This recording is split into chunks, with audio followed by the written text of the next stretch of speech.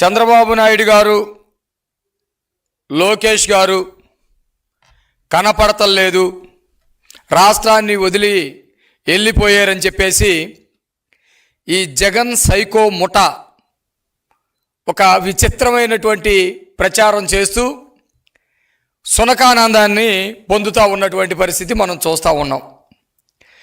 జగన్మోహన్ రెడ్డి చంద్రబాబు నాయుడు గారి మీద కానీ, లోకేష్ గారి మీద కానీ, పవన్ కళ్యాణ్ గారి మీద కానీ చేసేటువంటి ఆరోపణలు, ప్రచారాలు కేవలం అతన్ని తిప్పికొట్టుకోవడానికి ఉపయోగపడుతున్నాయి తప్ప వీళ్ళ దరిదాపు కూడా వీటికి సంబంధించినటువంటి ఏవి కూడా రావట్లేదనే సంగతి గుర్తుపెట్టుకోవాలి. ఎందుకంటే ప్రజలకి సంబంధించినటువంటి విషయంలో ఏదైనా సమస్య మీద వాళ్ళు మాట్లాడినా, ప్రశ్నించినా, లేకపోతే రోడ్డు ఎక్కినా ప్రజలు హర్షిస్తారు. కానీ జగన్మోహన్ రెడ్డి వాళ్ళ బృందం అంతా కూడా అబద్ధపు ప్రచారాలు, తప్పుడు పద్ధతిలో వెళ్ళటం, రప్ప నరికేస్తామని చెప్పటం, లేకపోతే వ్యక్తిగతమైనటువంటి దోషణలు, వాళ్ళకి ఆరోగ్యం బాగాలేదు, వీడికి భార్య బాగాలేదు, వాడికి పిల్లలు బాగాలేదని వ్యక్తిగతమైనటువంటి దోషణలు చేస్తూ ఉన్నారు.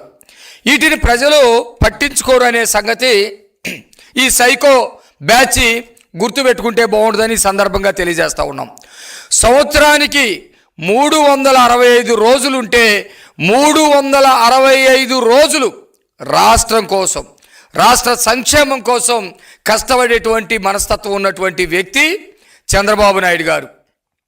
తన 75 సంవత్సరాల వయసులో కూడా ప్రతిరోజు 18 గంటలు కష్టపడతా ఉన్నటువంటి వ్యక్తి ఈరోజు చంద్రబాబు నాయుడు గారు అనే సంగతి అందరికీ తెలిసిందే.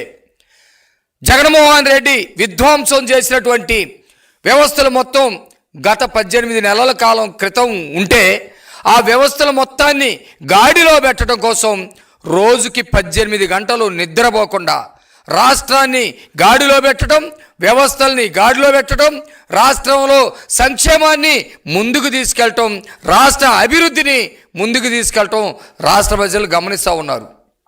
365 రోజులు సంవత్సరానికి కష్టపడుతూ రోజుకి 18 గంటలు కష్టపడేటువంటి వ్యక్తి కుటుంబ సభ్యులతోటి నూతన సంవత్సరం సందర్భంగా 4 రోజులు విదేశాలకు వెళ్ళి భార్యాబిడ్డలతోటి ఉంటే ఇది కూడా ఓర్చుకోలేకపోతూ ఉన్నారు. ఇదా మీరు మాట్లాడేది? రాజకీయం కోసం మాట్లాడాలంటే ఇదా మీరు మాట్లాడేది? రాజకీయం కోసం మాట్లాడటానికి మీకు ఎటువంటి అంశాలు లేకుండా పోతున్నాయి. ఈ రాష్ట్రంలో అమరావతిని నిర్మిస్తూ ఉన్నారు, శరవేగంగా రోడ్లు, భవనాలన్నీ నిర్మాణం జరుగుతూ ఉన్నాయి, కోర్టు నిర్మాణాలు జరిగినాయి, రాష్ట్రంలో రింగ్ రోడ్డుకు సంబంధించి రైతుల సమస్యలు తీర్చడం దగ్గర నుంచి అన్నీ కూడా ఓ పక్కన వేగంగా పరిగెత్తుతూ ఉన్నాయి. పోలవరాన్ని టార్గెటెడ్గా పనిచేస్తూ ఉన్నారు. టార్గెట్ పెట్టుకొని పోలవరాన్ని పూర్తి చేయడం కోసం రేపు పుష్కరాల టైం కల్లా పూర్తి చేయాలని చెప్పేసి చేస్తూ ఉన్నారు. దాదాపు ఇప్పటికీ 50,000 కోట్ల రూపాయలు పైచిలకు పెన్షన్లు ఇచ్చినటువంటి పరిస్థితి ఈరోజు చంద్రబాబు నాయుడు గారి కూటమి ప్రభుత్వంలో ఉంది. మీరు 3,000 ఇస్తానని 3,000 ఇవ్వలేకపోతే 4,000 రూపాయల చొప్పున 1వ తారీఖు వస్తూ ఉంటే తెల్లవారుజాముకే 6-7 గంటలకే తీసుకెళ్ళి పెన్షన్లు ఇస్తూ ఉన్నారు. ఇవన్నీ చంద్రబాబు నాయుడు గారు ఆంధ్రప్రదేశ్ని కాసుకొని కూర్చొని రాష్ట్రంలో అహర్నిశలు కష్టపడుతూ చేయటం వల్ల సాధ్యపడింది. అడోడో పిల్లిబిత్రి గొట్టంగాడొకడు నిన్నగాక మొన్న జైలుకి వెళ్ళాలని చెప్పేసి ప్రయత్నం చేస్తే పోలీసులు పట్టుకొని జైలుకి తీసుకెళ్లేటువంటి ప్రయత్నం చేస్తే జగన్మోహన్ రెడ్డి అపాయింట్మెంట్ దొరికింది. అంతకుముందు జగన్మోహన్ రెడ్డి ముఖ్యమంత్రిగా ఉన్నప్పుడు ఎమ్మెల్యేలకు అపాయింట్మెంట్స్ లేవు, మంత్రులకు లేవు, ఎంపీలకు లేవు. స్వయం వాళ్ళ ఎంపీలే చెప్పారు జగన్మోహన్ రెడ్డి కనీసం 2 నిమిషాలు కూడా మాతో మాట్లాడని. ఒక అతను సోషల్ మీడియాలో విర్రబీగుతూ ఉంటే అతనికి 41 నోటీస్ ఇచ్చి అతను తీసుకెళ్ళి మొన్న రాయలసీమలో ఒక పోలీస్ స్టేషన్కి తీసుకెళ్తే ఆ రోజు జగన్మోహన్ రెడ్డి చెప్పాడంట, ఏమయ్యా వెంకటరెడ్డి నువ్వు మాత్రం బ్రహ్మాండంగా ఉన్నావు, బాగా చేస్తున్నావు, ఇక బాగా చెయ్యి అన్నాడట. ఆ మాట అన్నాడు, తాయిలాలు ఇచ్చాడు, లేకపోతే సైకోతత్వాన్ని బోధించాడో, లేకపోతే వాళ్ళ కార్యకర్తలకి గంజా ఇచ్చి తలలు మూగజీవుల తలలు నరికేయటం ఎట్లాగా నేర్పించాడో ఆ పద్ధతిలో ఇతనికి ఏమన్నా నేర్పించాడేమో.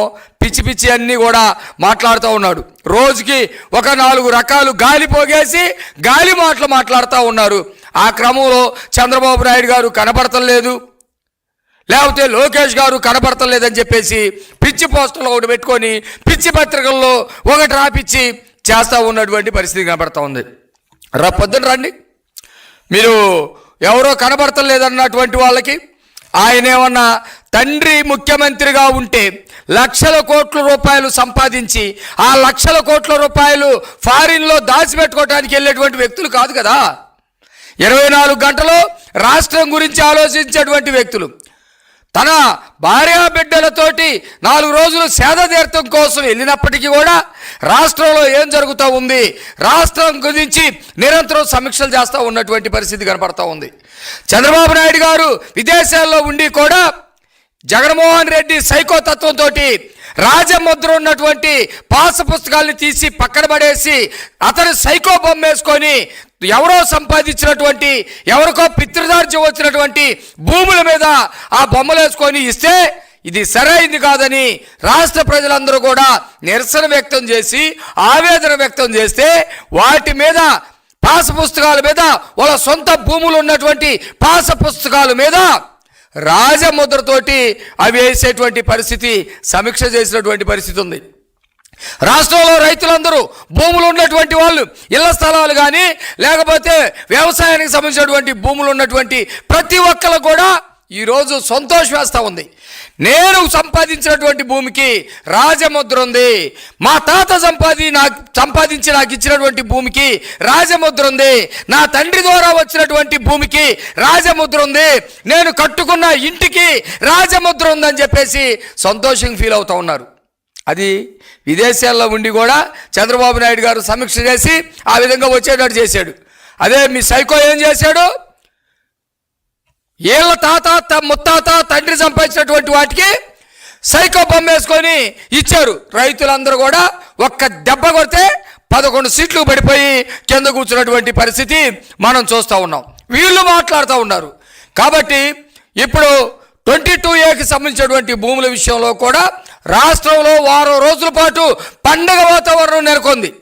జగన్మోహన్ రెడ్డి ప్రజల యొక్క భూముల్ని, అసైన్డ్ భూముల్ని, చుక్కల భూములు మొత్తాన్ని కూడా మొత్తం కాజేయాలని, కబ్జా చేయాలని చెప్పేసి ప్రయత్నం చేస్తే ఆ భూములు మొత్తానికి కూడా విముక్తి కలిగించే విధంగా 22Aలో ఉన్నటువంటి భూములు మొత్తాన్ని కూడా విముక్తి కల్పించి ఎవరు ఆధీనంలోనైతే, ఎవరు స్వాధీనంలోనైతే, ఎవరు పంట చేసుకొని బ్రతుకుతూ ఉన్నారో వాళ్ళందరూ కూడా వచ్చేటట్టు చేసినటువంటి పరిస్థితి ఉంది. ఇది వాళ్ళ కుటుంబ సభ్యులతోటి విదేశాలకు వెళ్ళినా కూడా వీటిని మొత్తాన్ని ఏ రోజుకు ఆ రోజు సమీక్షిస్తూ ఉన్నారు. జగన్మోహన్ రెడ్డి లాగా తల్లిని, జగన్మోహన్ రెడ్డి లాగా చెల్లిని బయటకు వదిలేసి ఒక్కడే కూర్చొని పబ్జీ గేమ్ ఆడుకుంటా ఎవరినో కాలుస్తూ ఉంటే ఇతర పక్కనోని కాల్చినట్టు, ఎవరినో నరుకుతూ ఉంటే ఇతరే నరికినట్టు ఫీల్ అయ్యేటువంటి వాళ్ళు కాదు కదా. ఒక బాధ్యత, రాష్ట్రం అంటే ఒక బాధ్యత, రాష్ట్రంలో ప్రజలంటే ఒక బంధం, రాష్ట్రం మీద ప్రేమ, రాష్ట్రాన్ని అభివృద్ధి చేయాలనే ఆకాంక్ష, ఇవన్నీ కలిగినటువంటి నాయకులు మీరు ఉత్త కపురులతోటి, పిచ్చి ప్రేలాపనలతోటి, పిచ్చి ప్రెస్ మీట్లు పెట్టి పిచ్చి వాళ్ళకి ఇంకా కొంచెం గంజా ఇచ్చి మాట్లాడిస్తే రాష్ట్ర ప్రజలెవరు కూడా ఈరోజు నమ్మేటువంటి పరిస్థితి లేదు.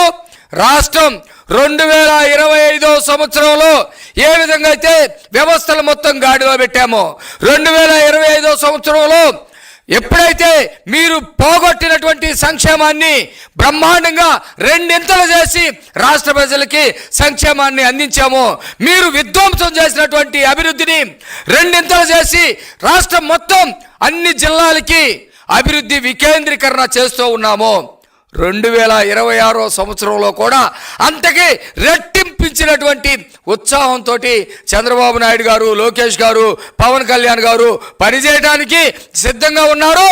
మీరు అనవసరమైనటువంటి ప్రేలాపలు పలకటం వల్ల ప్రజలు మిమ్మల్ని తరిమి కొట్టేటువంటి రోజులు దగ్గరలో పడ్డే. ఎవరైతే చంద్రబాబు నాయుడు గారు కనపడలేదు, లోకేష్ గారు కనపడలేదు అని చెప్పేసి మాట్లాడుతూ ఉన్నారో, నిజంగా వాళ్ళకి ప్రేమ ఉంటే ఆ ప్రేమను మేము చూపిస్తాం. రేపు మా ఆఫీసులోకి చంద్రబాబు నాయుడు గారు వస్తారు, లోకేష్ గారు వస్తారు. మళ్ళీ కార్యక్రమాలు ఉన్నాయి. గుంటూరులో పుస్తకాలకు సంబంధించినటువంటి తెలుగు సాహిత్యానికి సంబంధించినటువంటి మీటింగ్ జరిగిపోతూ ఉంది. 8వ తారీఖు ఒక మీటింగ్ ఉంది. ఇవన్నిటికి దగ్గరికి వస్తే మీకు ప్రేమపూర్వకంగా మంచి విందు పెట్టి పంపిస్తాము. మీరేం బాధపడొద్దు. రాష్ట్ర ప్రజలు చంద్రబాబు నాయుడు గారు పరిపాలన మీద, చంద్రబాబు నాయుడు గారి మీద నమ్మకం ఉంది. లోకేష్ గారి నాయకత్వం మీద నమ్మకం ఉంది.